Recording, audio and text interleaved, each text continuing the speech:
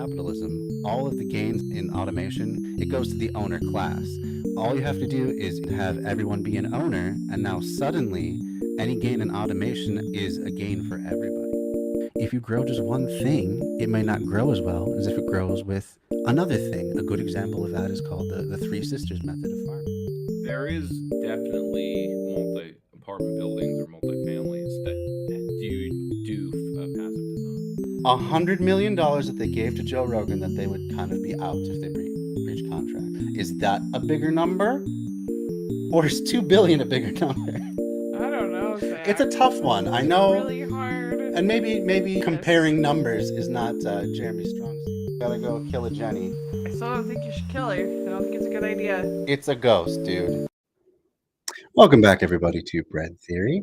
Tonight we're going to be continuing on in Alexander Berkman's What is Communist Anarchism?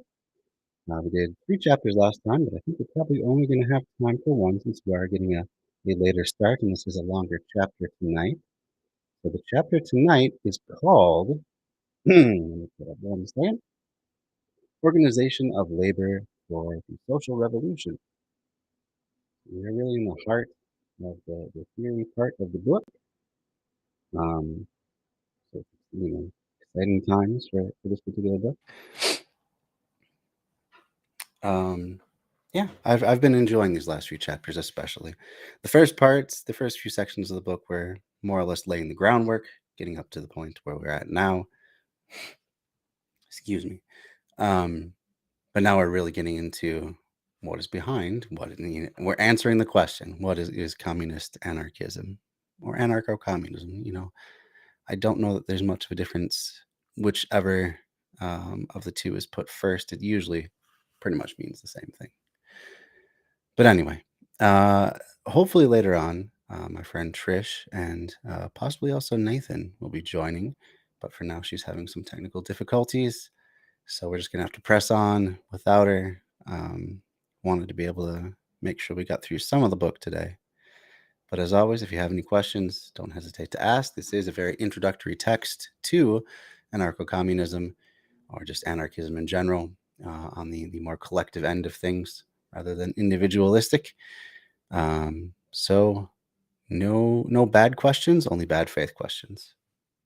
Those will not be as tolerated. Got way too stun locked last time, having to deal with trolls who are just here to.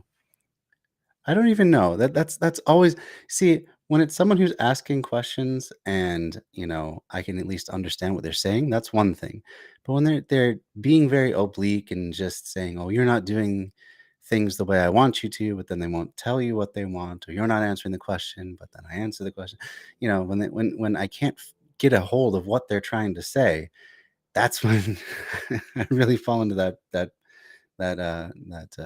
trap of trolling.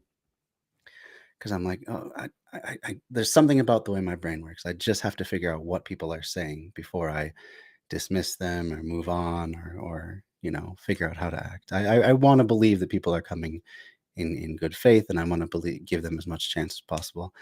And I think that's sometimes to my own detriment, because man, I spent way too long on the last stream dealing with just one person.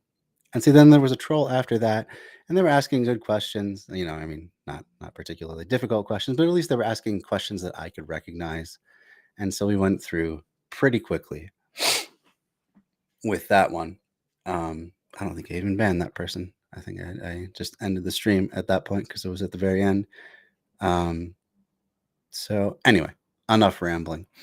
I do have a merch shop, by the way. Actually, first of all, let's share the tonight's chapter.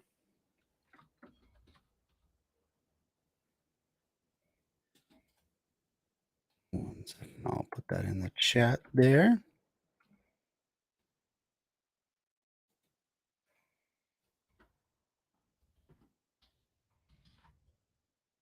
Or just in case you want to go back on your own and listen to the source material, there's that.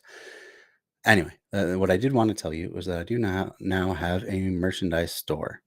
I set it up with Stream Elements. So if you here's yet another way that you can help support the stream, especially if you prefer one-time donations to recurring ones. And if you also like getting something for your money that's tangible, here's a way that you can do that. So there's the link right there for my stream elements, and I have just stuff with the channel's logo so far. So we got a couple of t-shirt designs. We got a mug, a mouse pad, if anyone uses those anymore. I don't even know. I certainly don't. I just use a book, and then a hoodie. And as things continue on, perhaps we'll get some more artists involved and come up with some more ideas for merchandise. But for right now, it's just the logo stuff. But that's something anyway. Also, highly encourage you to check out the Left Signal Boost TV Creator Collective on Facebook.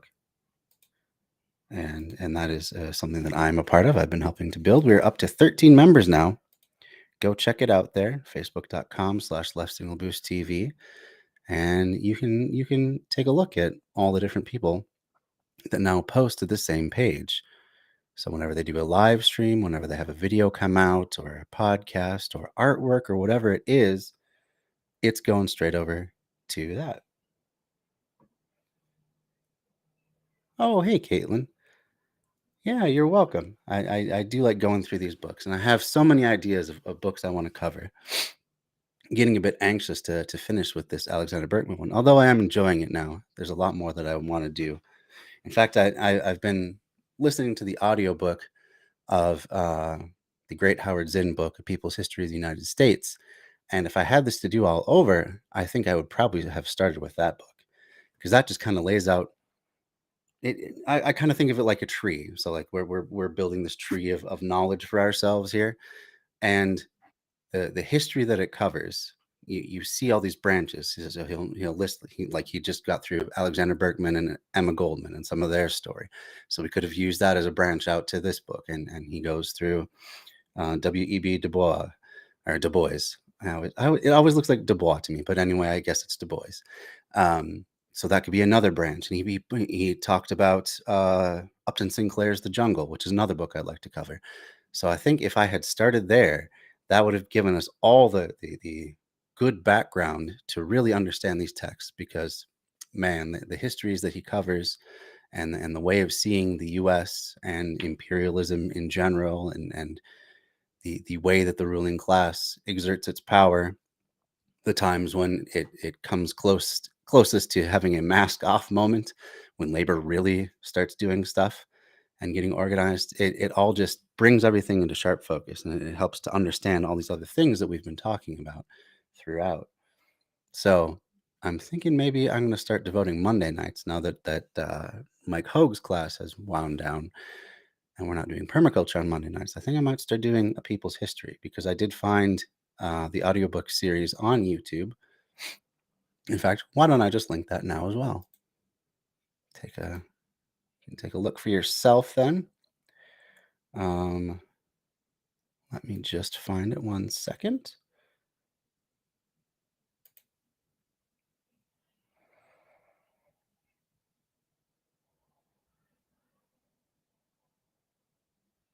Where are my playlists?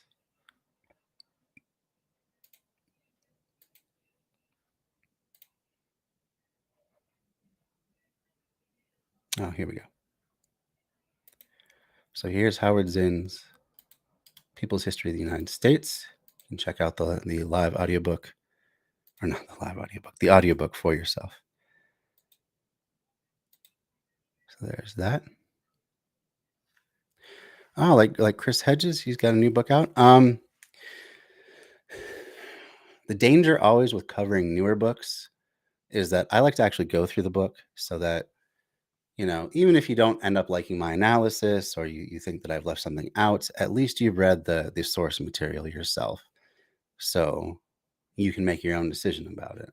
And also it's a way to just be more transparent. So if I were to cover a newer book, like something from Chris Hedges, I would have to be doing summaries, and we could do a book club where we all read the same book and then come back and talk about it, but that takes a lot more people to be involved. It's not a bad idea. I just don't know I kind of like sticking with the audiobooks for now, and there's so many that I would like to cover. I'm going to start getting into more short essays so that we can cover a whole bunch of different thinkers. Like, we'll go through. We'll actually cover some Emma Goldman, and we'll do some Mao and some Rosa Luxemburg and Rudolf Rocker, and there's a whole bunch of different thinkers that I would like to cover. That it'd be nice if we just get little bits and pieces of them, and we can cover it in like one episode things. That'll also help when I have guests on. So it's not like they'll have to get halfway into a book. They won't be coming in halfway through a book, I should say. They can just engage with the essay. It'll be like a nice self-contained episode, and we'll get in, get out, get it done, basically. So I'll be doing a lot of that, and I do want to incorporate, since we've also covered mostly white men, I would love to incorporate a much wider diversity of voices, and definitely do some more modern stuff. But that relies on me being able to find that on usually on YouTube, but on any sort of audio book site. So some more modern stuff is on there. Oh, I wonder. I had an idea too to do like a hate read series on Atlas Shrugged, just because it is still such a stupid book that has relevance to a certain strain of conservative.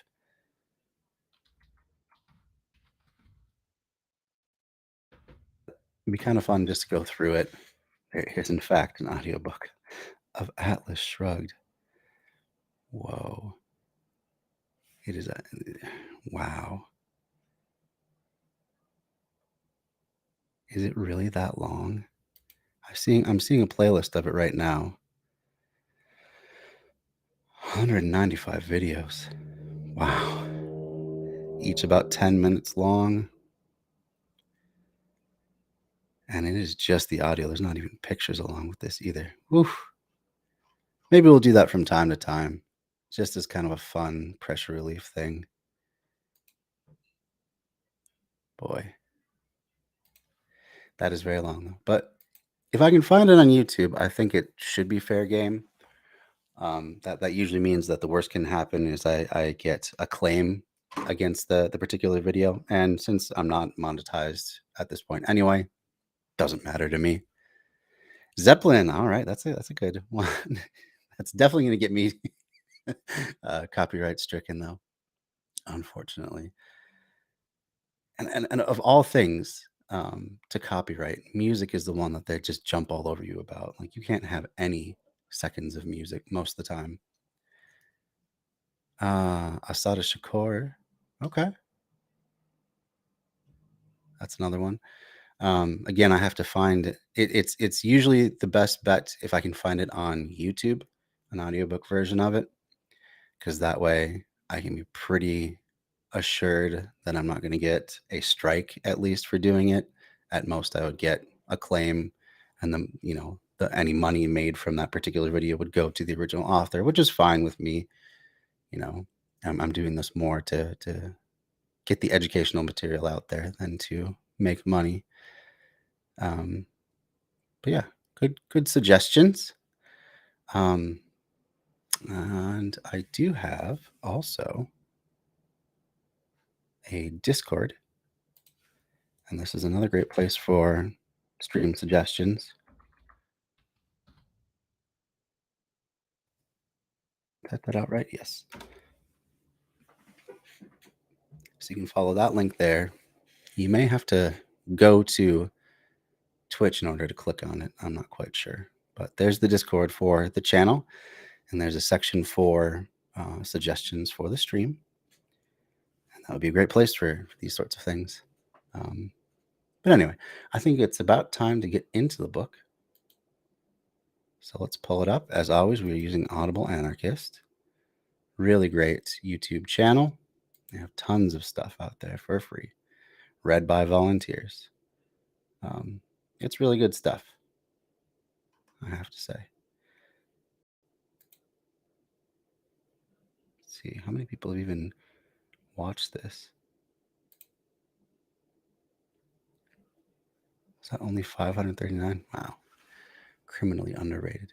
Anyway, getting into Organization of Labor for the Social Revolution with Alexander Berkman. In collaboration with Audible Anarchist.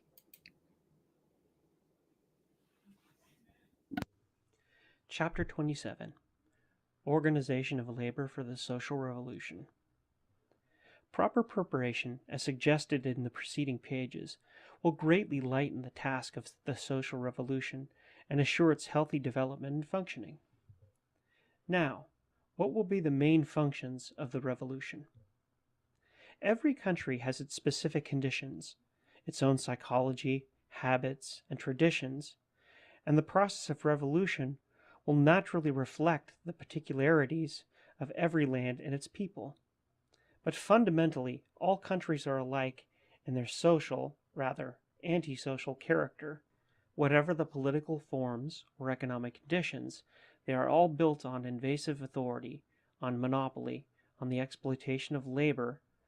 The main task of the social revolution is therefore essentially the same everywhere: the abolition of government and of economic inequality, and the socialization of the means of production and distribution. And I hope he defines that further. When he says the abolition of government, does that mean all sorts of government, including ones that we are ourselves a part of? Because that seems unrealistic to me. Government, to me, is just any sort of a system that more than one person agrees upon the rules for. So a government could be the rules for living in a family, or the rules for having a roommate, maybe the rules for a club. These are all forms of government in a very small scale sense, but still, I think it could qualify. If he means getting rid of the state, which would be government set above the people, where people have limited control over the entity, or the average person has limited control over that entity of government, that seems more realistic. That now we're talking about just getting rid of unjust hierarchies. But in order for any sort of group to function, you got to have rules that you agree on, even if it's just a affinity group that you're a part of, even if it's all volunteer. Everyone agrees to be part of it. No one is being coerced into it. You still have to have rules that govern it, because if you don't, then people are going to make assumptions about what the rules are, and things can break down very quickly. And it sounded like Trish might be there. Let's see if I can pull her on. Hey, Trish, how's it going? I finally got good. signal. Good. So glad to see it. We just started the book, or the chapter, Awesome. so you haven't missed too much yet. In fact, I Beautiful. might as well just back it up, since it's only been like a minute so far. That's How are you awesome. doing? How are you Thank doing you. tonight? I'm doing great. How about you? Not too bad. Yeah. Yeah. Right now, I'm just thankful I was able to get that signal to catch so I could get in here, and thankful that I'm not too late and missing anything. That's Absolutely. awesome. Yeah. Glad you could join. Thank you. Do you know did you ever get a hold of Nathan? Is he going to be able to join us as well? I don't think he's seen my message yet. Oh, that's too bad. But if he does have that link in the chat, so he can Yeah, hop in. Yeah. definitely. We'll pull him in if he. Right. I hope he's able to make it. I hope so too. It's been a while since we've done a collaboration together, so it's nice to finally get back together and do something. Right. It's been a hot minute. Yeah, I'm that's for excited. sure. I've been looking forward to this. Yeah. Have you read any of this book so far? Have you seen any of the streams that I've done or anything? Or I have not. okay, Just with everything that we've been juggling and whatnot. no, And understandable. I've never read the book before, so I'm geeked. Well, basically, it's a pretty introductory text on just basic anarcho-communism. It's by Alexander Berkman. It was written just about 100 years ago, so I believe this is just after the October Revolution in Russia that led to the Bolsheviks forming the USSR, and I think Berkman is living in the USSR because he ended up getting deported there through some pretty trumped up charges from the US. They basically wanted him out of the country because he was organizing as an anarchist with Emma Goldman. So they deported them both, Yep. along with a bunch of other people. I remember reading about this in Anarchism and Other Essays, Right, you did cover but that. I haven't seen his side of things. So this is really like got me Yeah. excited. Nice. You Yeah, know, definitely. I love to learn. Definitely. Yeah, so this be kind of, I guess, the other side of the coin. So from his perspective. Right. So this particular chapter is called Organization of Labor for the Social Revolution. So we're really getting into the meat and potatoes in the theory. Most of the rest of the book before this point was just kind of setting things up and the background and history and stuff like that. So now we're really Right on. getting into the theory part. So I guess we'll Awesome. give it a Good start. talking, man. And as always, anytime you feel like pausing, just let me know and we can pause and chat about it. Absolutely. Thank you. Cool. In collaboration with Audible Anarchist.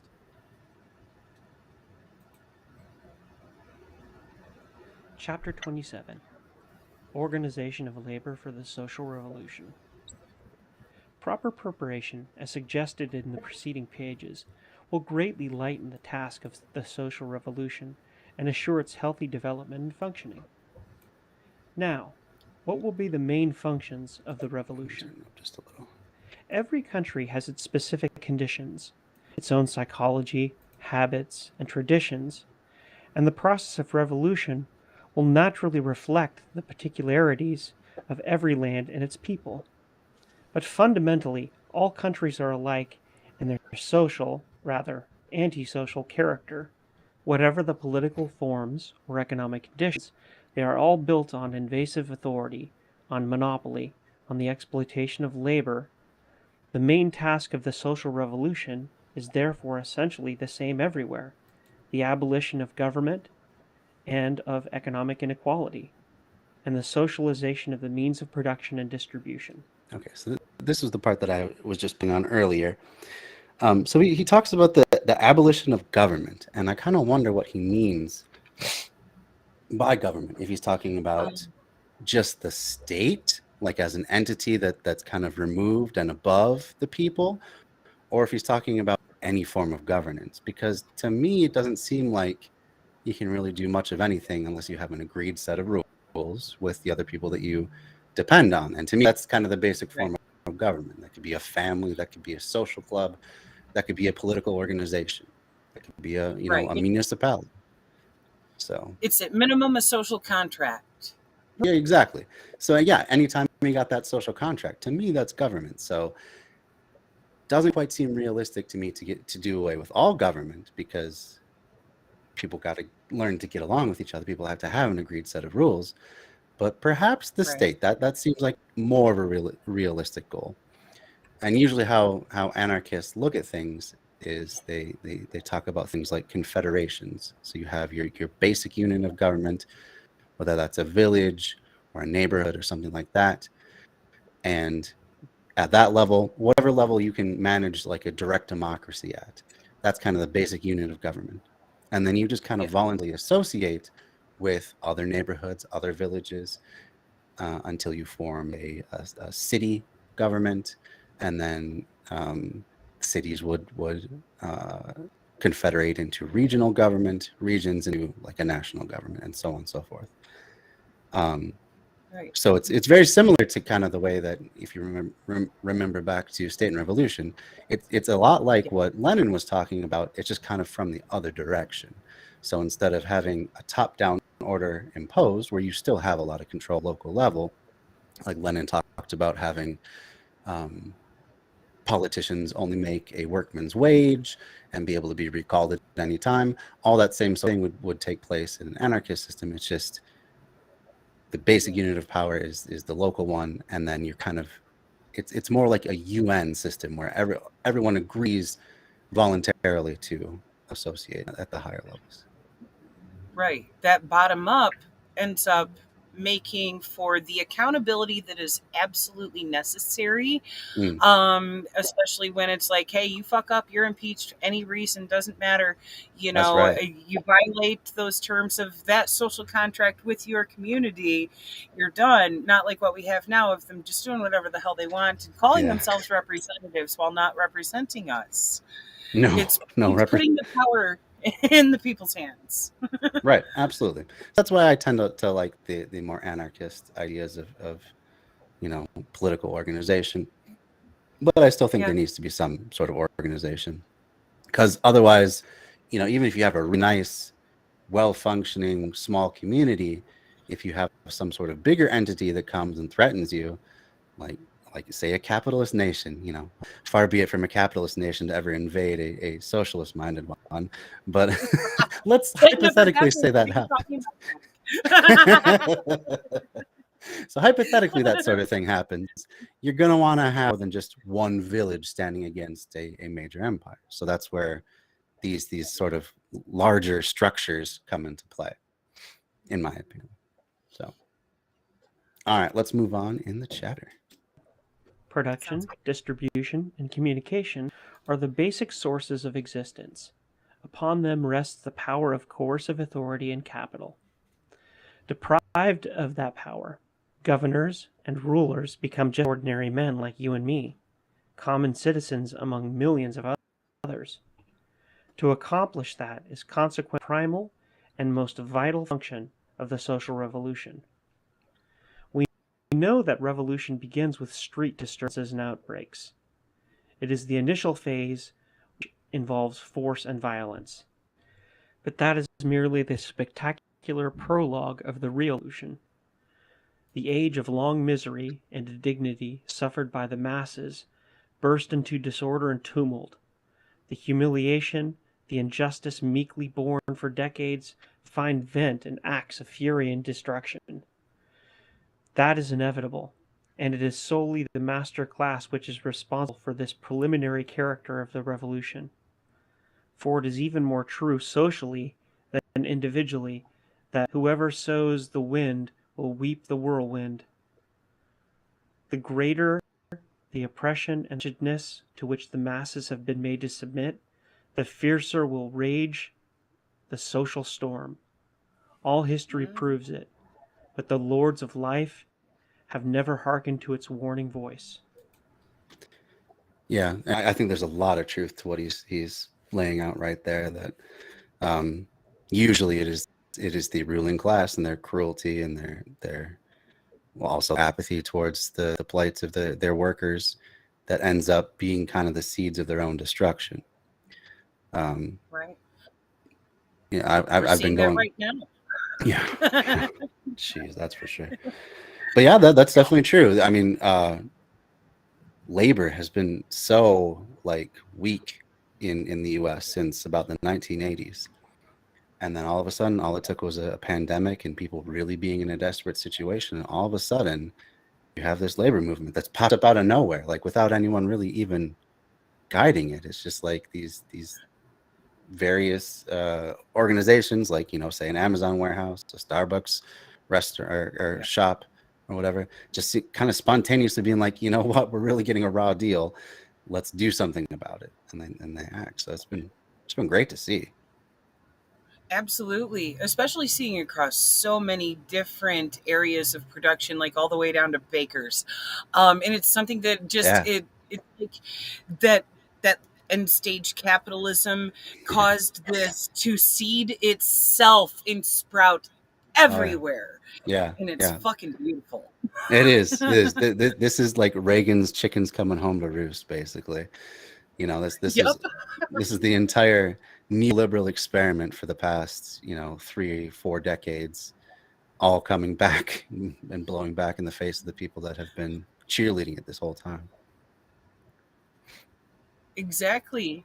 And James just said a lot of the factories in the 70s, and we've seen that consistently since then, of factory after factory shutting down, shipping those jobs overseas, leaving entire cities destitute. Yeah, absolutely.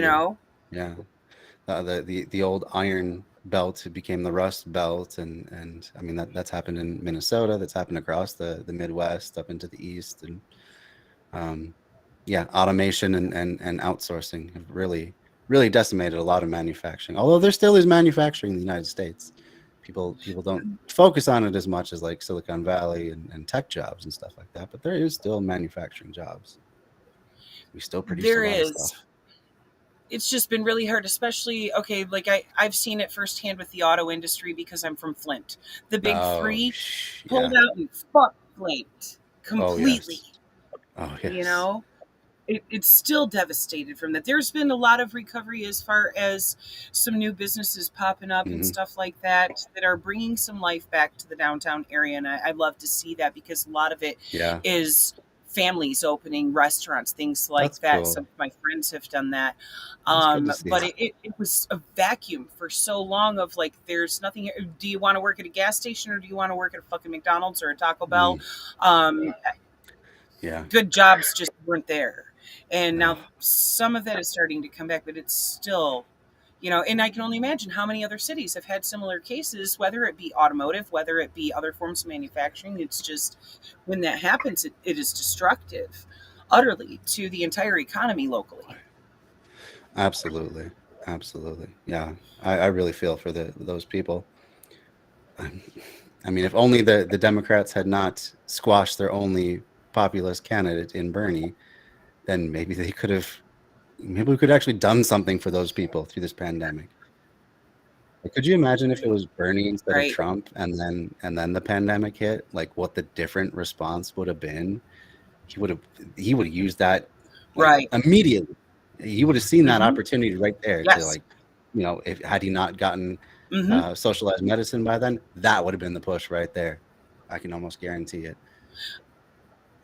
I have a feeling that he would have been able to really make a push for there to be a UBI instated instead of this bullshit of here, you occasionally will get a stimulus check, and if you're on unemployment, then we'll like extend it some and pad it a little bit.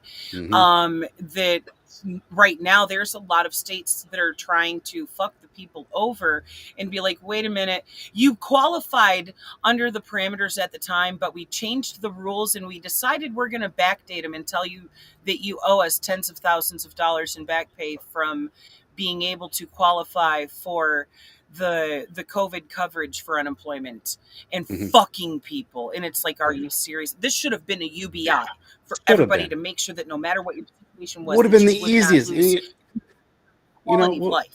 Would have been like a field goal from the 10-yard line. They easily could have done it had they wanted to, but of course they didn't want to, because they don't. When it comes down to it, both the Democrats and Republicans don't actually want anything to change. They just, you know, they want to keep extracting wealth from the poor, and you know, like Pelosi does, just, you know, use her advantage to get insider stock trades, and you know. Yep. But I mean, that they don't realize, like, they don't have money. The government does not produce anything. It is not the government's money. It is our money. And they literally felt that we did not deserve to get enough of our own money back to survive this. I know. Didn't matter. Republican ridiculous. Or Democrat. I mean, they could have done so many things. They could have just said, all right, let's stop all rent payments for anything you have, or mortgage payments as well. You own it. You're having to occupy a property. So is everyone else. Let's not compound debt on top of debt on top of debt when no one can pay at this time. Let's just freeze everything for now. They could have done that. That would have been tremendously helpful. And then they could have done stimulus throughout. I mean, it was really good that they did that enhanced unemployment, but that only helped a certain fraction of the population. That wasn't everybody. But yeah, that's why we read books like this, to see how else things could be. Right. When it's like, look at how long ago this was written and how it is still fucking applicable today. That right there shows you how little fucking ground we've gained, and this reformist fucking bullshit does not work, because it can always be walked back, fucked over, and this is why we need revolution. That's absolutely true. You know, when you have a system that is set up to protect capital and capitalists, no matter how much reform you get, that's always going to be the default. So it might spring back to that default point. And always when the rubber hits the road, that's who they're going to defend first. When there's a time of crisis, it's not going to be the workers. It's not going to be average people. It's going to be people that own stuff. So that's the result. But let's continue on here a little bit. Absolutely. This phase of the revolution is of short duration. It is usually followed by more conscious yet still spontaneous destruction of the citadels of authority, the visible symbols of organized violence and brutality. Jails, police stations, and other government buildings are attacked. The prisoners liberated, legally destroyed. It is the manifestation of instinctive popular justice. Thus, one of the first gestures of the French Revolution was the demolition of the Bastille. Similarly, in Russia, prisons were stormed and the prisoners released at the very outset of the revolution. The wholesome institution of the people justly sees the prisoners as unfortunates, victims of conditions, and sympathizes with them as such. The masses regard the... I mean, isn't that true? Think of how many prisoners today are stupid drug crimes, things that haven't hurt anybody. So yeah, it would definitely justify it. Yeah, go ahead. There's people who are still serving sentences for marijuana charges, even in states where it's since been legalized, and they're still fighting. Like, can I get this overturned since this is fucking legal now? You can go to the store and buy it, and I'm still sitting here in jail. What? Isn't that cruel? Like, fuck. Yeah, it's ridiculous. But it's that prison for profit system, and it is set up to fuck us. We literally have more imprisoned people here than the gulags ever fucking did combined. More people want to. We have the heaviest incarceration rate of anywhere at any point in time that I have been able to find when looking into this. Yeah. I think you probably have to go to some really regressive, like imperial expansionist sort of state where they just enslave everyone that they conquer to even come up with a close comparison. But yeah, we're the land of the free, though. Hey, how's it going? Yeah. You can come in and land say of hi. the free, my ass. Hey, how's it going? Trish says hi. Hi, Trish. How's it going? She says, how's it going? It's going okay. It's cleaning night, so, gotta keep my schedule. Absolutely. How are you I know doing? how that goes. I'm doing well. I'm glad to be She says she's here. I've doing been well. so excited. Glad to hear you're doing well. I love your hair. Thank you. I cut and color it myself. Nice. I commend that. I didn't get anywhere near the bleach and I look like a Bengal tiger. Don't look like a Bengal type. You don't know. I can see too. You don't know. Anyway. That was awesome. I'm glad she got to pop in. Yeah. I was hoping she'd be on the whole stream tonight, but Maybe I'll pop in a little bit. maybe she'll come in later. She says. Okay. That would be so awesome. Cool. Yeah. So we were talking about incarceration and how ridiculous our land of the free is, that we lock up so many people for stuff. And I think a giant portion of our carceral system is just the cruelty is the point. When we're focusing on punishment and just really sticking it to anyone that steps out of line, the cruelty is the point at the end of the day. And the U.S. has never been shy about using cruelty to keep the working class in their place, especially when they feel really threatened. That is literally their go-to places. What form of violence is it going to take to squash this? Yep, exactly. Yeah, and how much can we get away with too? Like what level of force are we allowed to use and not break the public opinion? the middle Depends what classes. badge they have. Yeah, well, that too. Yeah. Anyway, let's continue on. Courts and their records as instruments of class and justice, and these are destroyed at the very beginning of the revolution, and quite properly so. But this stage passes quickly. The people's ire is soon spent. Simultaneously, the revolution begins its constructive work. Do you really think that reconstruction could start so soon, you ask? My friend, it must begin immediately. In fact, the more enlightened the masses have become, the clearer the workers realize this, and the better they are prepared to carry them out. The effective the revolution will be, and the quicker and more effectively will begin the work of reconstruction. You bring up a really good point. James says they forgot to pay a speeding ticket. Go break rocks in the hot sun.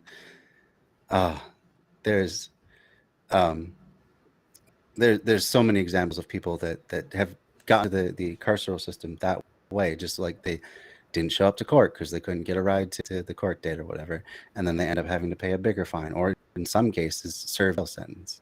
And I mean, this still continues on today. It's basically just, you're poor, we're going to make sure that you know that you're poor and that it's bad to be poor, and you should feel bad for it, so we're going to punish you for it. But people get caught up in these cycles of just increased debt and then more jail time, and it's pretty horrible.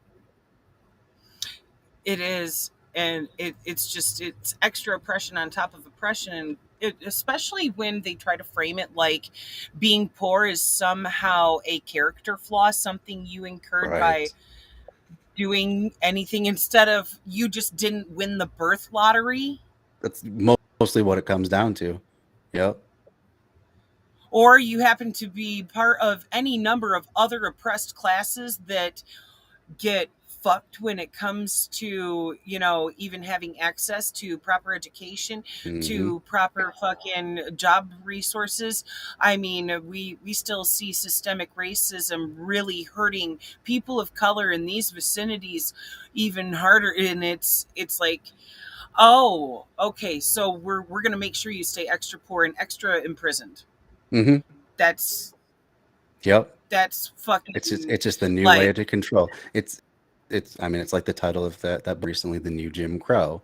That's what our prison system has become. It's just a way to stick it to disfavored racial or other sort of minority classes, and keep them controlled, and in some cases actually enslaved, because that is the one loophole, the amendment that ended slavery. You can legally enslave people if they are in a penal system. A lot of people don't even know that anymore, but slavery has never quite been snuffed out in this country, even legal slavery. I'm not even talking about sweatshops or underground stuff. I'm it's 13th Amendment. Right. Yep. That yeah, gaping loophole.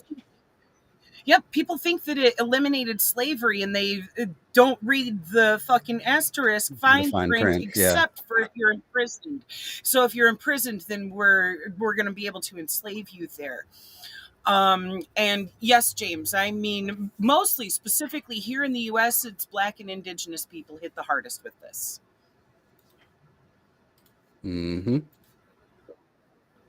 So here, I'm just going to put in the chat right now the text of the 13th Amendment so people can see it. So there it is. Except as punishment for a crime whereof the party shall have been duly convicted shall exist within the United States. You can't have slavery unless you've been convicted of a crime. That's kind of a big loophole. And and it's like, if you are already poor, you are in a very high likelihood to end up imprisoned. Oh, absolutely. Just period. Absolutely. So I've been thinking lately about defining what leftism is to me, and I think a big part of it comes down, for me, it's that everyone should have as rights the right to life, liberty, and the pursuit of happiness.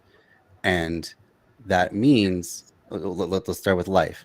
If you don't have health care for whatever reason, doesn't matter if you did something stupid and you lost your health care, whatever the reason is, if you don't have health care, your life is threatened immediately. If you don't have food or shelter, your life is in pretty big danger. Homeless people all the time get murdered, get killed, die of exposure, that sort of thing. So without all these basic necessities of life provided to you by whatever means, it doesn't really matter. But if you don't have those things, you can't say that you have a right to life. So liberty, same sort of thing. If you don't have all the basics of your life provided for you, what choice do you really have? What freedom do you really have? You can't move to another place if you don't have any. I mean, if you're just scrambling to make ends meet, you certainly don't have anything to save to, go somewhere else where you might like to be. So you don't even have freedom of movement, really. You don't really have the freedom to choose what job you want to do, because if you're just scrambling, if you don't have the education provided to you, especially, you just got to take whatever you can get. What kind of choice is that? And it's basically just choosing a crappy job and choosing a crappy master. Same thing with housing as well. And then there's pursuit of happiness. How can you self-actualize, live your highest and best potential, or at least try to? Like, maybe your pursuit of happiness is trying to be an NBA player, and you just, you're 5 foot nothing, and you're probably never going to be in the NBA. So you should still be able to try and pursue that goal, but whether or not you actually get there, that's another matter. But again, if you don't at least have that basic platform, how can you pursue that sort of a goal? How can you pursue any goal in your life? So really having the right. Go ahead. What? Oh, sorry. I thought you were done there for a second. I was just saying, like, how can it be an opportunity if it's not an opportunity available to all? Exactly. If it's only life, liberty, and the pursuit of happiness for the wealthy or for the fortunate, for the people that, like you said, won the lottery of birth, that's rights for some, but not for others. And we're supposed to live in a free and at least in theory, an egalitarian society where everyone has the right to choose their destiny. But if that's only afforded to the few, then that's obviously not the case. So to me, leftism is about providing those supports.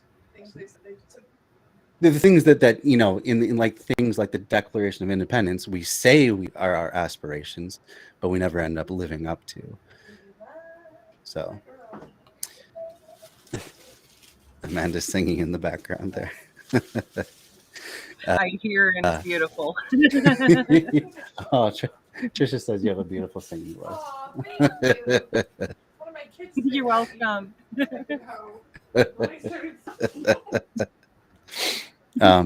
So anyway, I just think that's an interesting way to frame things, because usually those are put out as like conservative values. It's what the Republicans believe, the pursuit of happiness, all the founding father stuff.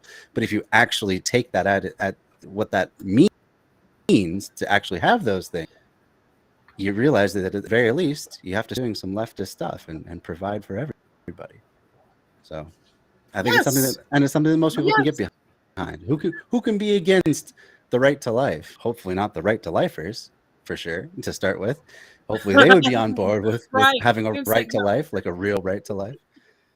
Who can be against liberty? Right to be alive and be enslaved to serve the profit margins of the already wealthy, not the right to a dignified life. Yeah, that's right. The right to an existence. That's kind of what it gets down to. The right to not be dead. Right. We're so fucking radical to think that people have the right to the basic necessities for like just survival. Well, and maybe a little bit of dignity.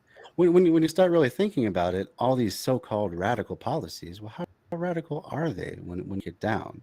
It's not asking for everyone to be like, live in a mansion and be served caviar all day long and, all this sort of thing. It's just you have the basics so that you can have the life you want. So anyway, little side tangent there, but I thought it's a little bit relevant too, because we're talking about revolution in this chapter and stuff. So Gotta keep your eyes on what Absolutely. sort of revolution you want to have, what that revolution looks like, and how it would play out. And for me, it's life, liberty, pursuit of happiness. But let's Yes, it continue. is all power to the people. It is a proletariat revolution that we need globally. Absolutely, yeah, and it really, with all the meddling that imperial powers have done over the decades and centuries, it's really going to have to be a global revolution for it to be any sort of long-lasting one, because all it takes is one power that just doesn't care, which historically has been the US, and they can come and screw up your entire country just in the name of making a little more profit for their wealthiest citizens. Yes. Nailed it. Nailed it. Yes. and James has a wonderful thought to add that goes with that of saying ending the rich racist would be great. I'm right Absolutely. fucking there with you, bro. That's like right. that is inherently the problem. All of this, it's not just capitalism, it's capitalism, racism, sexism. Yeah. I mean, all the way down to like every little bit of what they could exploit to divide people, to cause hierarchies that have multiple levels of oppressed classes oppressing each other. It's fucked. It is. And it all upholds each other. You cannot end one without ending all of them. Oh, I was just about to say that. That's why intersectionality, it has to be a part of your revolution. You can't just do it for one people, because if you look at like the history of the feminist movement, the first wave of the feminist movement, they just went for the vote, and what that mostly meant was that white women got to vote. And then the second wave was getting women into the workplace, and what again that ended up meaning, because they weren't intersectional, was that white women got to be in the workplace. White women got to go to college a lot more. The number one beneficiary of affirmative action has been white women, which is great. Don't get me wrong. That's definitely progress. That's definitely worth going for. But it kind of leaves a whole lot of people who are also women behind at the same time. So that's why these third and fourth iterations of feminism, that's when they really started focusing on intersectionality, because they're like, hey, we've been left behind by all these past movements. What's that you got there for me? Oh, killing rage. I keep meaning to tune into that. Killing rage, ending racism. Bell hooks goes into this specifically right here with white feminism literally lifting itself up in search of white women having equality with white men, or at least closer to it, at the fucking expense of black women, using racism as part of it to lift themselves up. And it not only caused conflict there, it caused conflict with black men too, because of patriarchy being a fucked factor that is also inherent to upholding capitalism. And they were like, wait a fucking minute, we have dicks. We are superior to women. How are we not in line on the hierarchy? It pits all these people against each other. That right there is why Emma Goldman was dead set against that white feminism movement. And a lot of people don't realize she was a Jewish woman. She had actually been on the receiving end of racist oppression in Europe. Oh, wow. So she could relate to what was also happening with all of these other dynamics here when she came to the US and saw just how badly white feminism was fucking over black women and the black population entirely, period, because they literally used racism as a fucking tool to lift themselves up, and that is fucked. Absolutely. It's fucked. And she was like, why would you want to be equally oppressed? Is how Emma Goldman put it. And I was like, that's not the equality we're going for. Like, right. Yeah. That is a knowledge drop right there. But yeah, it's like the white women, they wanted to have their careers, but they wanted to hang on to their black and Latina maids and nannies and stuff like that at the same time, and keep them all in their place so that they could succeed and still have their children taken care of and stuff like that. So yeah, they definitely used all those other women to step on their heads and move up, which it's not good enough. It was shouldn't be good enough anymore. Sorry, what was that? I said that should not be the The standard audio went anymore. wonky again. Oh, sorry. No problem. I was just saying we need to move beyond that old way of thinking. We need to get to a more intersectional place because it affects so many people all at the same time, and it just hits in different ways based on different oppressed class identities. So, for sure. Yep, absolutely. That's where even like colorism itself came into other communities because of this white oppression, where like if you were Hispanic and had lighter skin than another Hispanic, then you got that benefit of the white privilege, white-ish privilege, white adjacent privilege.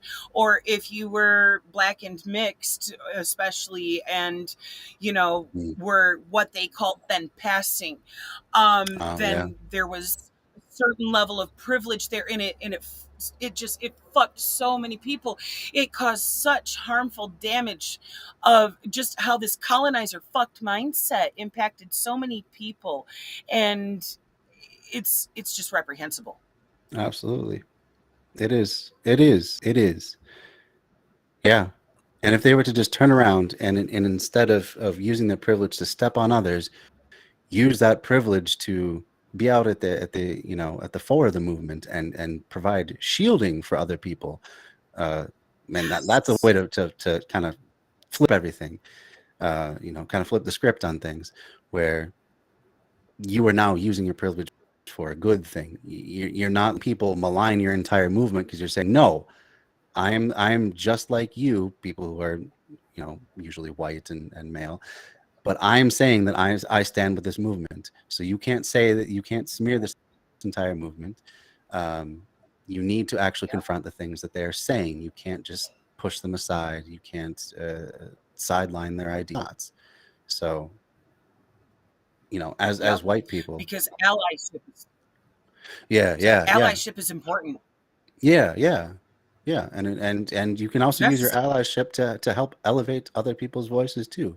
If you're in a meeting and you're seeing that certain people are not being heard or having trouble, like maybe they're getting talked over or whatever, that's another point where you can use your privilege, if you have any sort of privilege, and step in and say, hey, I'd like to hear what so-and-so has to say. Or, hey, I think we should make so-and-so the leader because I think they do a great job. And, I think that really adds a lot to what we're trying to accomplish. Stuff like that. So Absolutely. just That's having each other's back. It's lifting each absolutely. other up. That's how we should all operate. Absolutely. Couldn't agree more.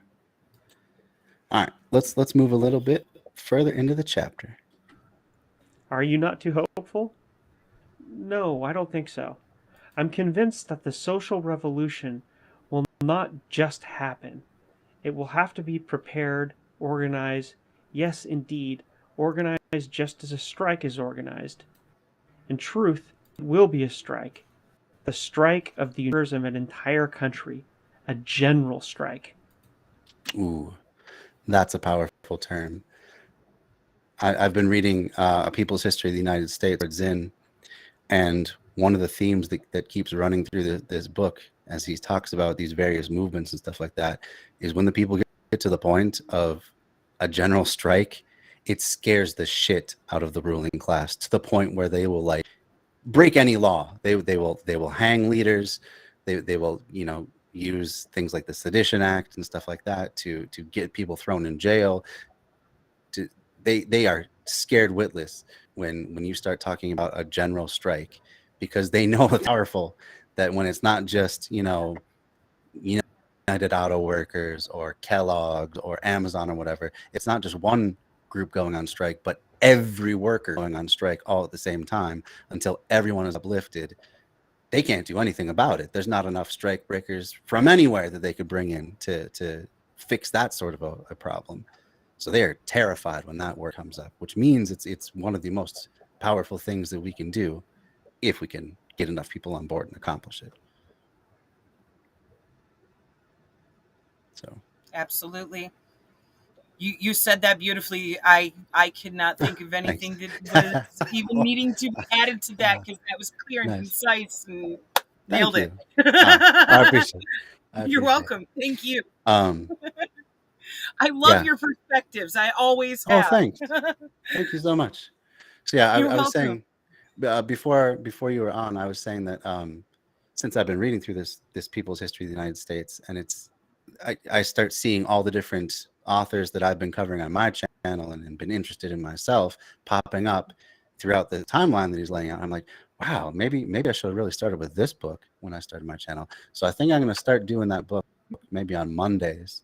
So if you're interested in going through that book with me too, that's another opportunity for maybe some collaboration. I would love to. Cool. That would be awesome. Cool. Yes. And man, Yes. and man, I thought I knew all the terrible parts of American history. I didn't even know the half of it. It's amazing the things that he covers. So it's really cool. And then you can just see all these different little branch points where he starts talking about Emma Goldman and Alexander Berkman, and he'll talk about W.E.B. Du Bois.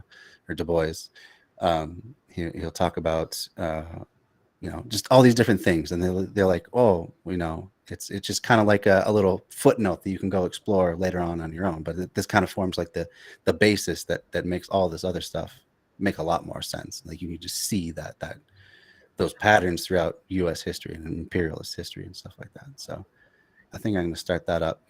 The one thing though is that because he's using a lot of primary sources and he's quoting people a lot, the N-word and others do come up quite a bit. So I think I'm going to have to go back through each chapter in the audiobook and maybe re-record it and take out all the slurs just so that we can even cover it.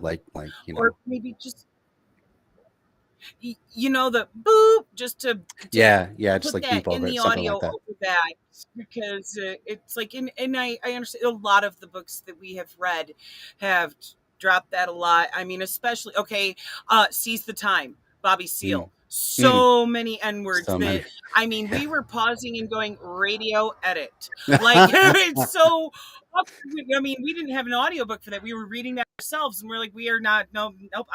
Bobby can say it all he wants in his book. I'm not reading. Yeah, not for us to repeat. Like, good thinking. Yeah, because you still get the effect of it, even when it's bleeped out. So there's no real need to include those words anyway. And in that way, it can be more inclusive of people that just. I'm sure there's plenty of people out there. They've heard it enough. They don't need to hear it anymore. They get the gist of what people are saying and stuff like that.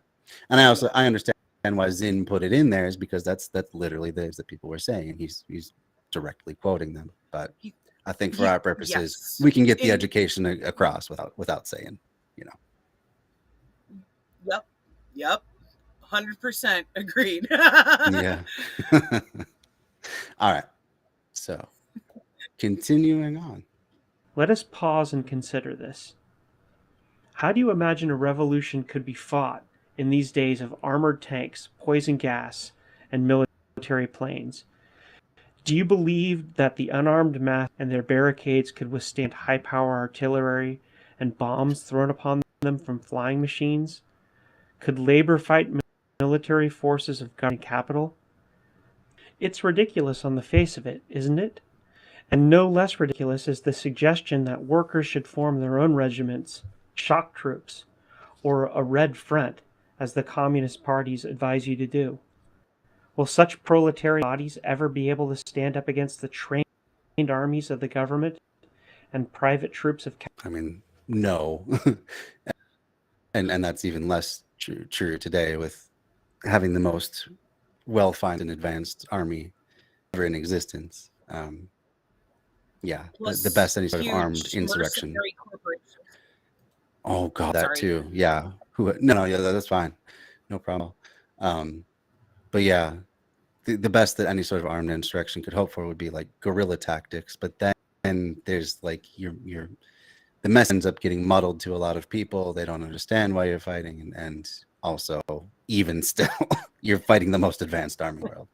So yeah, even though this was 100 years ago, I think it's doubly true today that sort of insurrection is not going to happen unless somehow you got most of the military on your side. But that all seems just based on how indoctrinated the military is, it seems pretty unlikely you're going to get a sizable chunk on your side. Right. Sorry, go ahead. Sorry, that's just a big issue there, because they really have to break you down mentally and mind fuck you Exactly. into being pro-imperialist in every fucking way. Exactly. And I'm thankful there's a lot of vets who have spoken out and been like, no, I took an oath to serve the people of this country, and I would never accept an order to attack the people of this country. But there's Right. others who would be like, fuck no, more people to shoot. All right. Yep.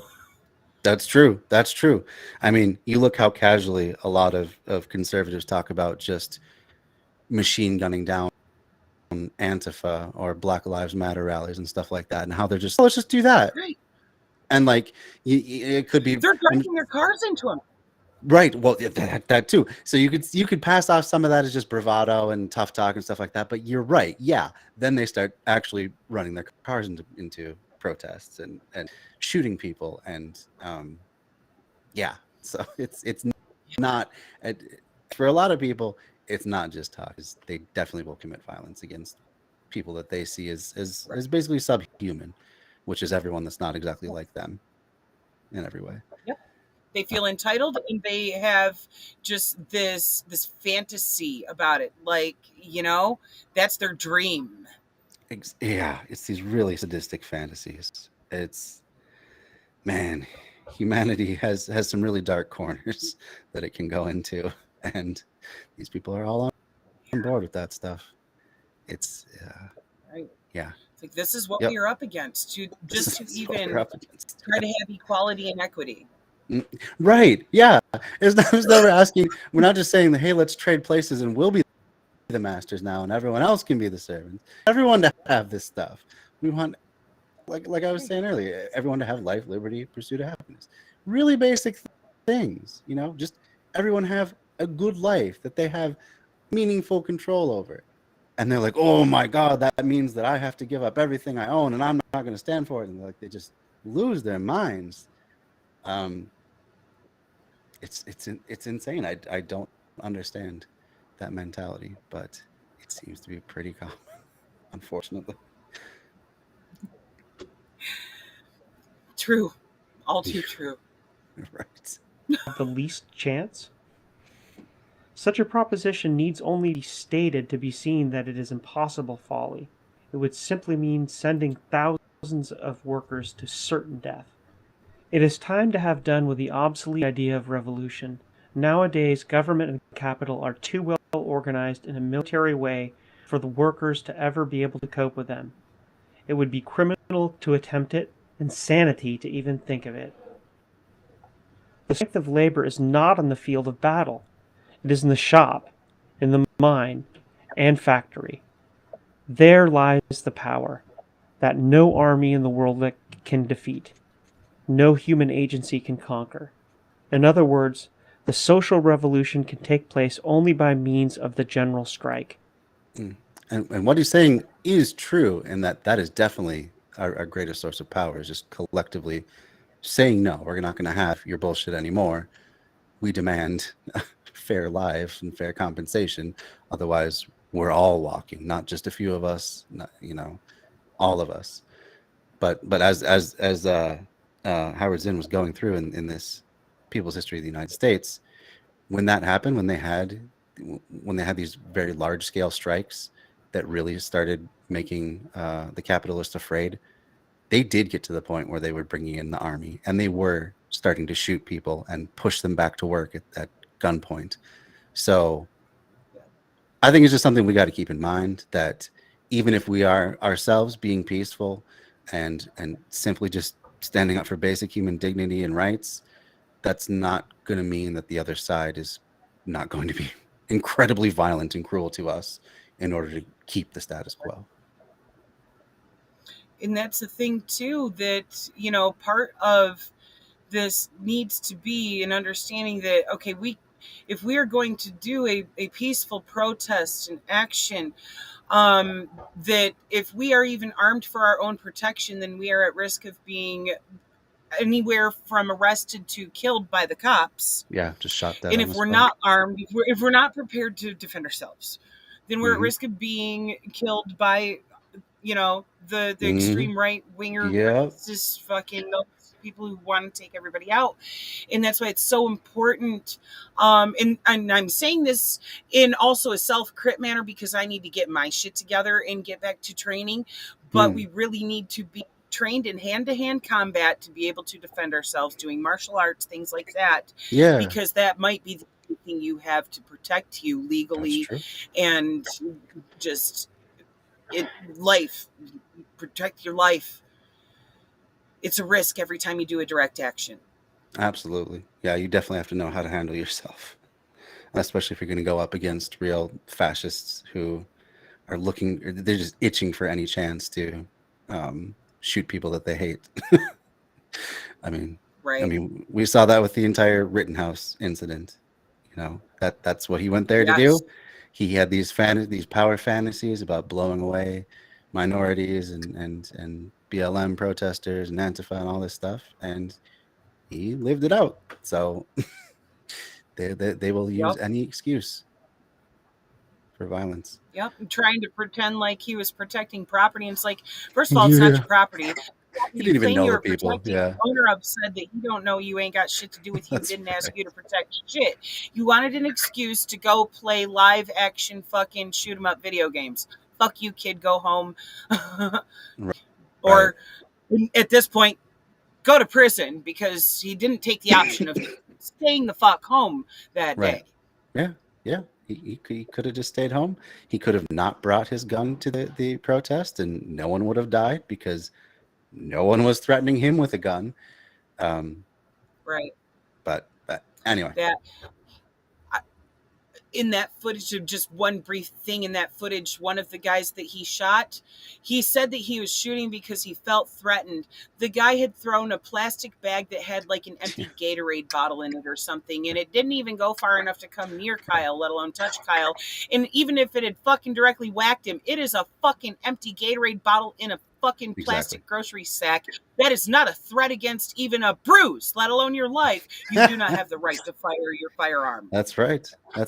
Yeah, I mean, there's such a thing as proportional response, and shooting someone who throws a plastic bag at you or whatever, that's not proportional response. But anyway, moving on in the chapter. The general strike, rightly understood and thoroughly carried out, is the social revolution. Of this, the British government became aware much quicker than the workers when the general strike was declared in England in May 1926. It means revolution, the government said, in effect, to the strike leaders. With all their armies and navies, the authorities were powerless in the face of the situation. You can shoot people to death, but you can't shoot them to work. The labor leaders themselves were frightened and thought the general strike actually implied revolution.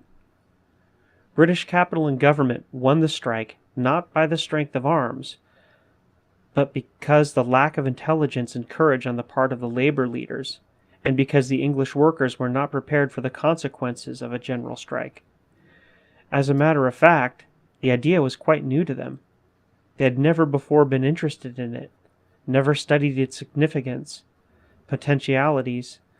It is safe to say that in a similar situation in France would have developed quite differently, because in that country the toilers have for years been familiar with the general strike as a revolutionary proletarian weapon. It is most important that we realize that the general strike is the only possibility of social revolution. In the past, the general strike has been propagated in various countries without sufficient emphasis that its real meaning is revolution, that it is the only practical way to do it. It is time for us to learn this, and when we do so, the social revolution will cease to be a vague, unknown quantity. It will become an actuality, a definite method and aim, a program whose first step is taking over the industries by organized labor. I understand now why you said the social revolution means construction rather than destruction, your friend remarks. I'm glad you do. And if you have followed me so far, you will agree that the matter of taking over industries is not something that can be left to chance, nor can it be carried out in a haphazard manner. It can only be accomplished in a well-planned, systematic, and organized way. You alone can't do it, nor can I, nor can any other man, be he a Ford worker or the Pope of Rome. There is no man, nor any body of men that can manage it except for the workers themselves. For it takes the workers to organize the industries. But even the workers can't do it unless they are organized and organized for just such an undertaking. But I thought you were an anarchist, interrupts your friend. I am. I've heard that anarchists don't believe in organization. I imagine you have, but that's an old argument. Anyone who tells you that anarchists don't believe in organization is talking nonsense. Organization is everything, and everything is organization. The whole of life is organization, conscious or unconscious. Every nation, every family, why even every individual is an organization or organism. Every part of every living thing is organized in such a manner that the whole works in harmony. Otherwise, the different organs could not function properly, and life could not exist. But there is organization and organization. Capitalist society is so badly organized that its various members suffer, just as when you have pain in some part of you, your whole body aches and you are ill. There is organization that is painful because it is ill, and organization that is joyous because it means health and strength. An organization is ill or evil when it neglects or suppresses any of its organs or members. In the healthy organism, all parts are equally valuable, and none are discriminated against. The organization built on compulsion, which coerces and forces, is bad and unhealthy. The libertarian organization, formed voluntarily, and in which every member is free and equal, is a sound body and can work well. Such an organization is a free union of equal parts. It is the kind of organization that anarchists believe in. Such must be the organization of the workers if labor is to have a healthy body, one that can operate effectively. So this is kind of one of the big tent poles that a lot of anarchists believe in, the idea of voluntarism, where things are better when people don't feel pushed into it, where you can, it may take more, persuasion and arguing for why this is the best way to do things, and a lot more effort just on the part of people to bring people in. But the idea is that in the long run, there'll be more buy-in because people will feel that they're enfranchised. They're not just, being shuffled along by some leader who has some vague goals that they may or may not understand. It's informed consent, really, to work with other people. Yes. It's a matter of the community coming together as a collective and going, you know what, we care that everybody here have a dignified quality of life and we can make that happen together. Yeah. And so like I care enough about all of you here in this community that what I can bring to the table to help lift you up too, I'm going to do so. And so is the next person and the next of like this. Together we thrive. We don't just survive, we thrive. Yeah, for sure. Yeah. And that's it. Bergman was speaking a few paragraphs ago about how the idea that anarchism is just an individual thing, that they don't like organization, that's an old way of thinking of things, that he realizes there is only power when we work together, and that's absolutely true. There's no such thing as a workers union of one. That's going to get you nowhere. That just means it's always you against the much powerful structure, instead of a bunch of yous together against the still often more powerful them, but much less so proportionally when you're all working together. Absolutely. And it's a matter of finding that balance there between individual needs and collective needs. Yeah. And this is something that Emma Goldman again spoke on when it came to having the utmost individual rights to be able to express yourself as a unique being, but also having that sense of connection with everyone else to understand that there is an ethical obligation to make sure that we are all thriving. And finding that balance between the two, that neither should limit the other, they should go together. And it kind of hails back to the Marxist Right. idea of libertarian socialism, which is the roots of libertarianism now, but they lost the socialism factor along the way. Yeah, that's right. And went a little too far towards the individualistic Yeah. aspect of things, and in some cases went way too far. Mhm. But it's like, if you're going to preach voluntarism, then you must be willing to volunteer and not just be like, well, I mean, somebody else is going to fucking do it, right? And it's like, no, this is a mindset that we all need to come to, of this balance between our individual rights and our ethical obligations as a community to each other. Absolutely. Yeah. Well said. Couldn't have said it better.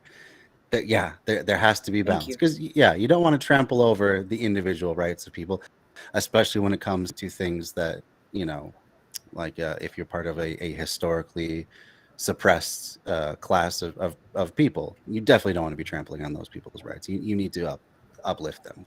That's more important than the whole in that way. Even if a lot of people don't like that sort of class of person, there's still a number of people who consider themselves on the left who have problems with like trans people. That's the reason that the entire TERF acronym exists. And so balancing in that case the individual rights would be saying, screw all you TERFs. We want to uphold the rights of these people, because when it comes down to it, they got nothing to do with you. They don't hurt you in any way. They don't really affect your life negatively in any way. They just exist, and that's all they want. So yeah, individual, very important there. Yes. Like how somebody can have a problem like that with how somebody else exists is beyond me. It's like, how is that affecting you at all? It's not. Let people be. Let people be. It's none of your business what's in their pants. Right. Like, I don't get some people's obsession with things like that, but that same concept applies across so many fucking facets of how humans exist, and it's something that is like, where did we lose sight of appreciating our differences? Because that is a beautiful variety in how humans genuinely exist. Yeah, that's just one more perspective that you can draw from. That the more perspectives we have, the more likelihood we're going to solve any given problem. Just getting more people to look at it instead of all looking at it the same exact way as everyone else has. Diversity is strength. I believe in that wholeheartedly. So you balance those individual rights against the collective rights, and in that case, you don't want to have so much individualism that people can like hoard power or wealth or resources or the means of production and just kind of lord it over everyone and say, oh, because I happen to own this stuff, now you have to do what I say and stuff like that. That's that balance in between the two. So you're absolutely right in saying that it's critical to have that balance. It hails back to Marx of from each according to their ability and to each according to their need. Perfect. Absolutely. Couldn't agree more. Yeah, and that phrase had such staying power because it's basic, but it rings true. That's a great way to organize society and put those things in balance. First of all, that not a single member of the organization or union may be with impunity be discriminated against, suppressed, or ignored. To do so would be the same as a aching tooth. It would make you sick all over. In other words, the labor union must be built on the principle of equal liberty of all of its members. Only when each is free and independent, cooperating with others from his own choice because of mutual interests, can all work successfully and become powerful.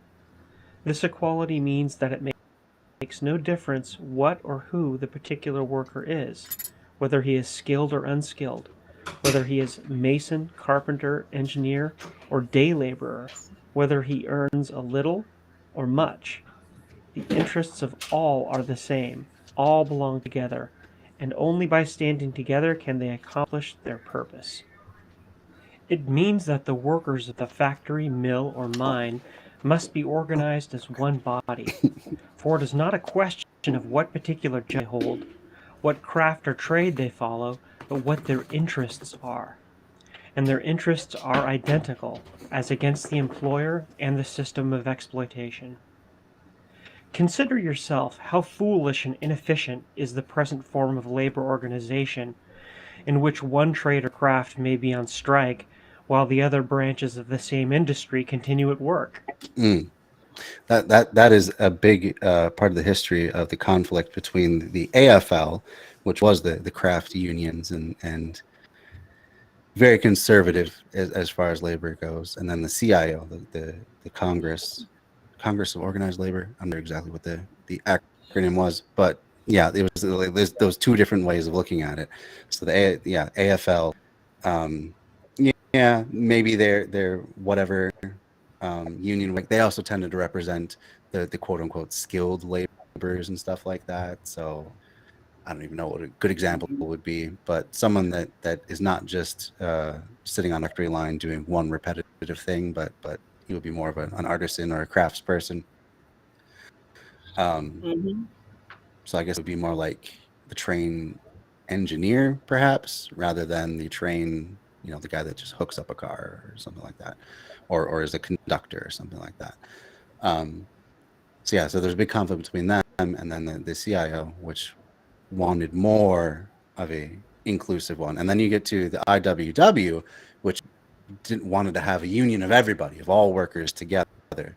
And of all of them, it can be argued that the IWW is most successful. That's what got us the 5-day work week and the 8-hour day.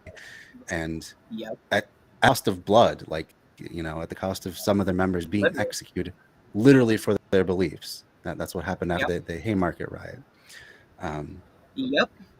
In moment of shameless self-promotion, anybody who wants to know more about the AFL, the CIO, the merging of the AFL-CIO, the IWW, and the Haymarket riots, go to www.forwearemany.org and look in our archives of leftist history, because there are pieces that Rob and I did on all of those that we dove deep into every facet of what was going on there, and we learned so much, and it was fucking amazing to really gain a true understanding of what even built, how we have any kind of benefits, any kind of fucking protections for workers at all that still aren't gone far enough because of them trying to castrate those movements, because they were started by anarchists and communists, period, plain and simple. And so there, has been trouble in some unions that is basically where they're being run the same way as the fucking government is, because it got that colonizer aspect applied to it and geared more towards capitalism of let's concede enough to quell this and get people to stop striking and protesting and burning shit, which was so justified to burn, and to get just enough to get people to still concede to fucking capitalism. Yeah. I'm trying to find in your archives here. I'm looking at it right now so I can share the link. There's also some on Eugene Debs. That ties in. Yeah. Let's see. Fucking brilliant, man. He got imprisoned for his fucking beliefs, for just being honest. Oh, he's an amazing figure, and I'd like to cover him a lot more in the future. I haven't really covered him at all, actually, but yeah. What an orator he was.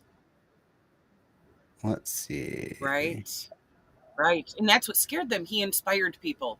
He inspired people because what he was saying directly hit them. It touched them. It spoke of their lives and their fucking experiences and the issues they were dealing with there that definitely needed resolved because they were being so exploited.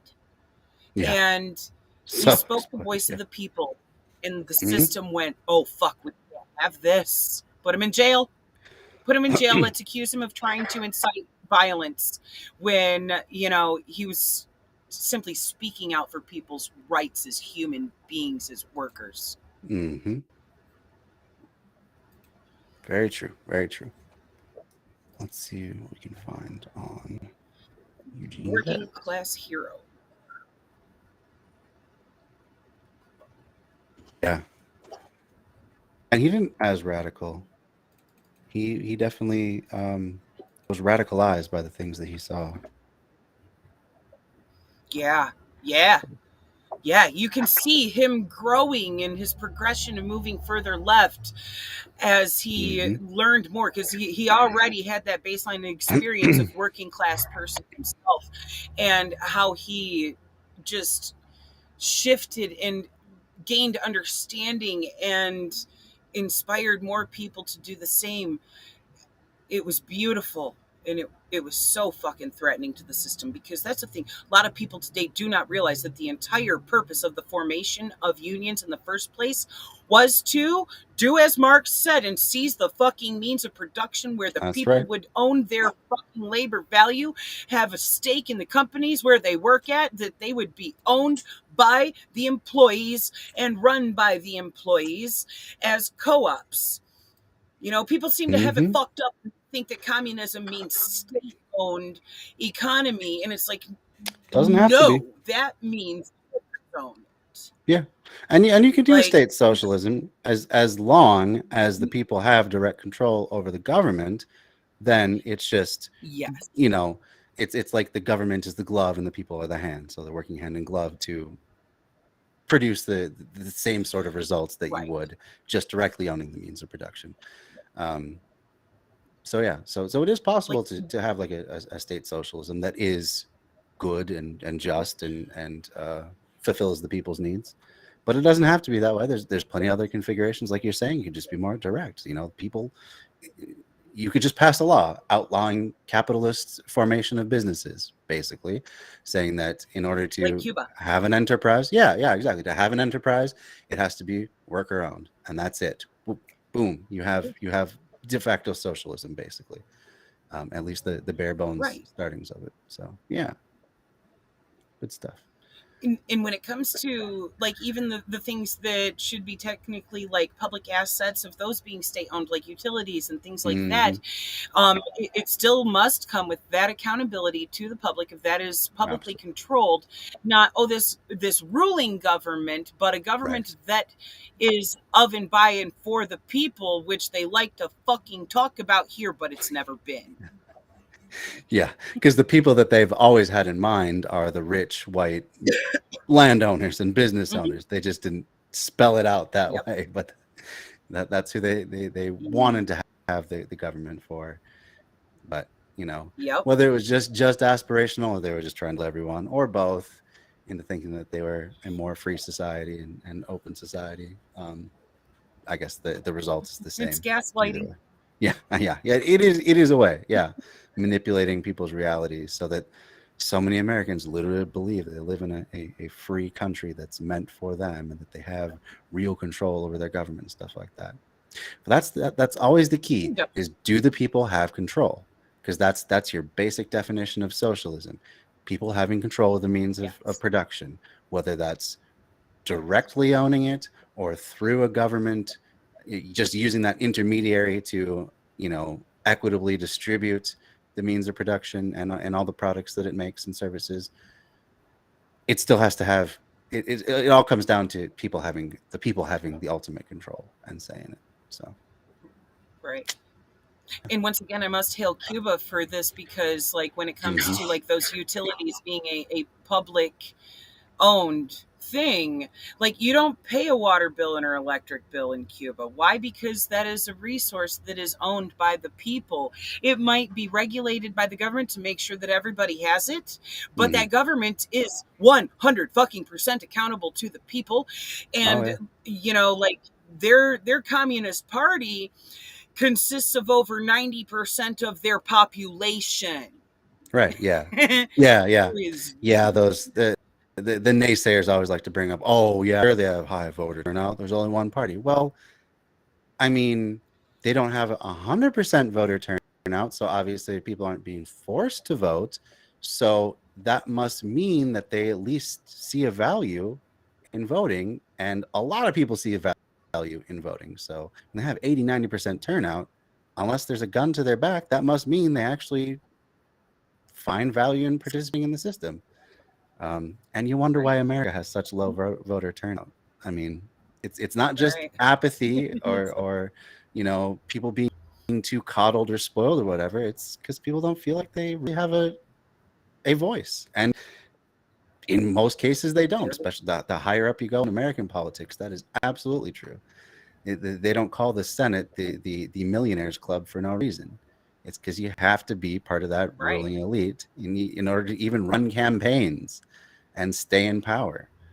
And that's by design. That's by design, so that the ruling class has the power and they can just give a crumb of control to the workers and call it free and equal. Right. And that's one thing about the Cuban Revolution itself, the entire purpose of that Castro and Guevara were going for and accomplished was to make that be a government that is controlled completely by the people. The people speak, the government shuts the fuck up, sits down and listens and complies and goes, oh, fuck, you needed this? Okay, let me make sure that happens. Because that entire movement was all power to the people. That was making sure that they have the say. Absolutely. It is 100% accountable. Yeah. I usually like to bring that up as one of the examples of a successful socialist revolution that, I'm sure they haven't reached all of their goals, and I'm sure there are still pockets of power within that society, but I mean, shit, compared to anything else that's come before them, they've done pretty damn well. I mean, they did land reform. Everybody has world-class healthcare. Their healthcare is so good that without the help of the Americans or any other foreign entity, they developed their own vaccine, and enough of it that they distributed it to other parts of the world for free. Everybody has healthcare. Nobody sleeps on the streets unless they absolutely, I guess want to, or for whatever reason they decide to. But everyone has housing, and people keep saying, oh, it's such an unfree country, how could you ever live in that country? But then you look at Americans, how many of them are housing insecure, where they'll never be able to afford their own home and they're always at the mercy of a landlord? How many of them, I mean, I don't have healthcare right now, I have dental coverage, but that's it. How many Americans don't even have the basic freedom of good health and all that comes with that? Like, you don't have a lot of freedom if you don't have your health, and you can only coast on that, on being young and resilient for so long. Eventually it catches up to all of us. And that's one thing that really fucks workers, because if your healthcare itself is tied to your job, then that limits your freedom of movement there to go, you know what, I do not accept how I'm being treated, or how little I'm being paid, or how little benefits I have at this job. You don't have that mobility to be able to go, you know what, fuck this, I'm going to go find somewhere else to work, because you'll lose your benefits in the process of that, and then have to work somewhere for so long before your benefits will kick back in again. And it's a gap there that fucks a lot of people that they can't risk.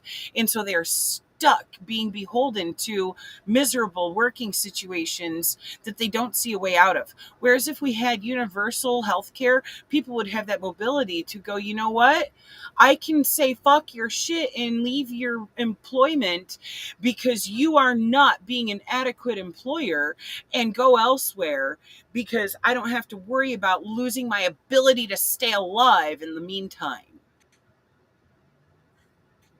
Yeah, right.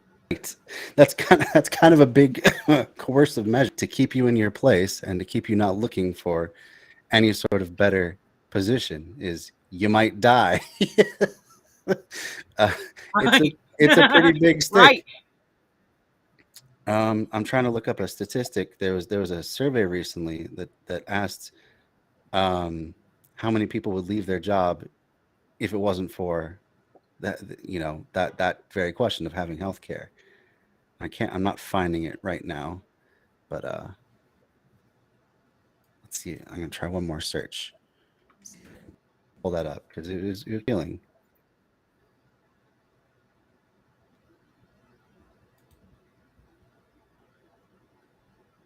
Okay.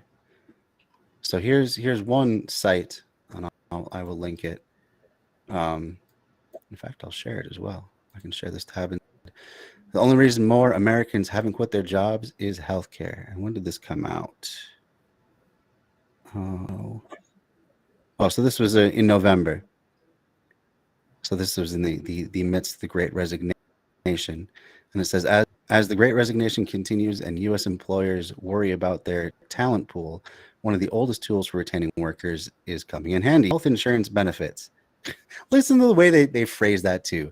It's a tool for retaining workers, not a big stick that you're whacking your employees with so they are too afraid to leave you. What abuser language they turn. It's absolutely sickening. Right. But anyway, according to a survey,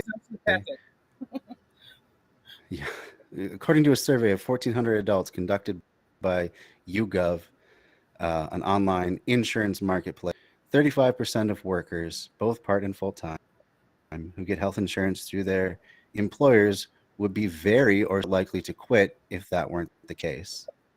So about a third of the workforce is being locked in their jobs just because they're too afraid. That's sick. Like, doesn't that say something about these jobs too? Like how horrible these jobs must be if the only thing keeping you there is a fear of death. Right. It's one of those things of like, you never know, you could have a heart attack or a stroke and not have access to care. You could get cancer and be really fucked and lose your everything, not just not having the money to pay the bills for the health care, but lose your home, lose your car, anything that you can then no longer afford to pay for, because there's no protection there for if you have severe major illnesses that are chronic. It's so fucked. It is. This whole thing's so it really does. It really does. And so they go on to say even that the survey found that 26%, so more than 1 in 4 of Americans with health insurance would start their own company if health insurance wasn't a factor. Think of how many more businesses we could have out there. Right. Talk about the engine of innovation that capitalism is. Well, this is pointing to the exact opposite. This is holding back innovation and people trying as new things, just because of this coercive measure of tying healthcare to employment. We are a sick country in more than one way. It's really terrible. It's getting close to my time. I need to stop, so I think we should probably start wrapping it up now. Do you have any more thoughts or things you wanted to get out about the chapter? Any things we've been talking about, or anything? Any closing thoughts? Really think of. Yeah. Like, let me think about that one. Yeah, I didn't mean to put you on the spot or anything. I myself, I'm really enjoying this chapter. This is the good here, the way that he's talking, and man, pointing out the general strike as our most powerful tool. I think he's really onto something there, because that's a way that you can affect huge change without having to fire a single shot. Well, without having any shots fired from you. And that's not to say that they're not going to fire at you for engaging this sort of action, but the more people that would do this sort of thing, the less violence they could threaten us. They cannot threaten us all. That's just an impossibility. Right. It's like they were talking about strength in numbers. Absolutely. And they were talking about during when there was all the uprisings with the George Floyd that were sparked by the George Floyd incident. They were talking about how there was a lot of cities that were getting to the point where their police were getting spread too thin because there were so many demonstrations going on at the same time. So that's one of those tricks that the establishment likes to try and pull, is they try to project themselves as like we can be anywhere and we can crush anything at one time, but there's a limit to that, and that limit can always be outrun by enough people organized together. Absolutely. We need to remind them that we fucking outnumber them. That's right. That's That is our greatest strength is our numbers, and the fact that they can't survive without us, like literally. Right. I'm reminded of Right. the John Literally. Deere strike. Did you hear anything about the John Deere strike where they were bringing in all the corporate guys, you know, the suit and tie guys, trying to work the factories themselves, and like I think they hadn't They're at one wrecking plant shit they 'cause had they don't know how to drive they were in. wrecking shit. They had an ambulance called like 4 times in the first few hours of it because these guys don't know anything about actually doing the work of the job. All they know is to tell other people to do stuff. So Right. They're yeah, pencil pushers. exactly. Yeah. So yeah, power in Oh, numbers man. for sure. Well, cool. Did you have anything else you wanted to add then? Did you think of anything you wanted to add on to the end here? No, that was it. Cool. This has been dope, and an excellent deep dive. These are things that need to be encouraged in conversation more often until this message spreads through everyone Absolutely. and we get everyone on the same page of Well, understanding that together is where we have that power. that's Because we right. have to remind them they are not an authority, they are our fucking employees. We greatly outnumber them. All we Yep. need to do is overwhelm them with solidarity. Yep. Yep. Absolutely true. Very well said. All right. Thank you. Well, let's see. How much of this chapter did we get through this time? About a third of it. So, what do you say we come back next week about the same? Well, actually, we'll probably do it Wednesday if that's all right with you, and we'll continue on to the chapter. And Sounds yeah, good. maybe we can have more people join us next time. You know, the more the merrier, I say. So, thank you That would very be much awesome. for being on the show. Any last shout outs you want to give or anything at all? Not that I think of, other than giving you a shout out and my gratitude for welcoming me back here tonight. Absolutely. Yeah, it's been too long. This has been awesome. It really has. It really has. Yeah. I love our discussions. Yeah. And this is awesome. Yeah. Oh, it's always a lot more fun and a lot more productive to go through this stuff with other people, you know, interacting directly and stuff like that and giving their input still. So I always feel a lot more energized when I have more people. Thank you so much for being on, and we will see you next Wednesday. Thanks so much, Trisha. Absolutely. See you next time. Thank you. Been really enjoying this, Zach. Yeah. And just Me too. a side note, because I know James is here, and he's been following our Bell Hooks series too, that has been going on Sunday and Wednesday. There's probably going to be a little rescheduling of that, because I want to keep doing this on Wednesdays with you too. So I will get it pretty updated when I figure that all out. You know, things are very cool being juggled around right now, but we'll get it. Hi, John. I see Jon T just hopped in just under the wire. We were just wrapping up here too. But yeah, I got to get caught up on that series. Your series you've been doing, the Bell Hooks one. I read one of her books recently. What was the one? Oh, Feminism is for Everyone, which is another really fantastic book. I highly recommend. Yes. Yes. But yeah, so I got to get caught up on that and get to the point where you guys are at too, because that sounds like a really cool thing that you guys are going through, that book. It's an excellent book. Amazing, enlightening, the things that she puts into context, that just it was eye-opening, even coming to the table, understanding a lot of the concepts that she was going to be discussing in there. Her perspective lent so much to actually complete the picture and go, oh my God, and put 2 and 2 together. And it's beautiful. This is an amazing book. I highly recommend reading it. It's very wonderful. Cool. It's insightful, enlightening. Bell Hooks is the shit. Yeah, Bell Hooks is awesome. Yeah, it's a tragedy that she left us. I think it was just the past year that she passed away. So yeah, December. And John, we're having a little bit of technical difficulties, but we'll update you soon. Yep. Yeah, should be an update on that as far as I've been hearing. So yeah. All right, cool. Well, thank you again, Trisha. Looking forward to seeing you next Wednesday. Same. Thank you.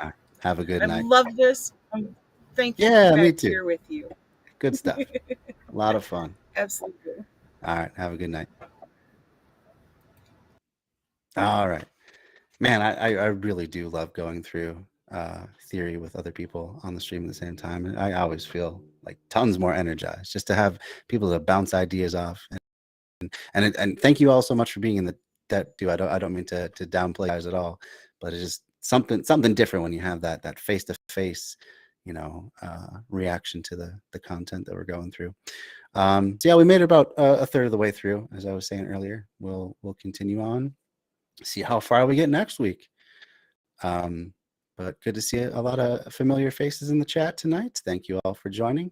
Let's figure out who we are going to raid on Twitch, because there's enough. I think, well, let's see. How many of you are actually on Twitch? I see I got 4, just one person, just me. Am I coming back to doing the Left Signal Boost channel? Oh yeah, definitely. I'm still one of that. I still created that page. I'm one of the admins there. Let's take a look at that. In fact, let's shout out Left Signal Boost TV. Here we go.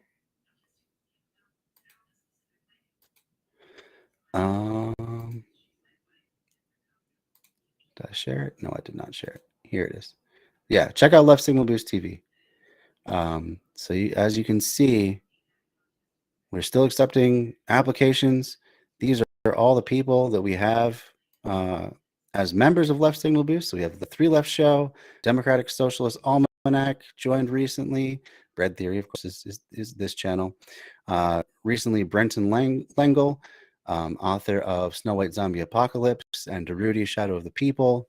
Fantastic graphic novels you should check out. And also a debate streamer, very good faith. If you don't like debate bro sort of stuff, definitely check out Brenton Lengel on his YouTube channel, because he always puts on a good show, but he does it in a way that is good faith. I guess that's the way of putting it. Easy Answers, does pop culture commentary for We Are Many.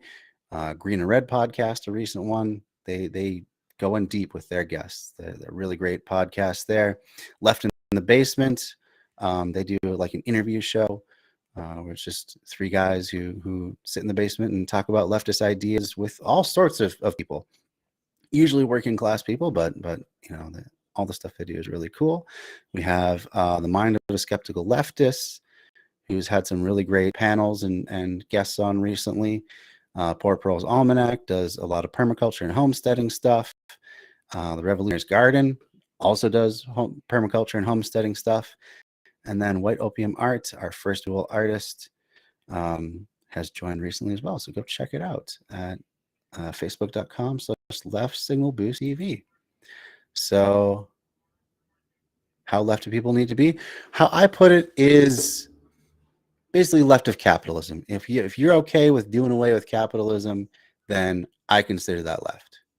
I would consider that left. That's my basic standard. But we try to be a big tent organization. We welcome all sorts of tendencies, as long as they are, acting in good faith and just, focused on getting out and spreading leftism and stuff like that. All right. Awesome, John. Okay. So why don't we just shout out directly one of the people from Left Signal Boost TV. So check out the 3 Left Show. Dan does a great show, a great job. He is a long time friend of the show, been on the show many different times here. So check out his content. That'll be the shout out for the evening. And I will just say goodbye to all of you. So have a great night. I will see you all tomorrow morning. We'll do some SJ Witcher stuff and just kind of hang out and have some fun.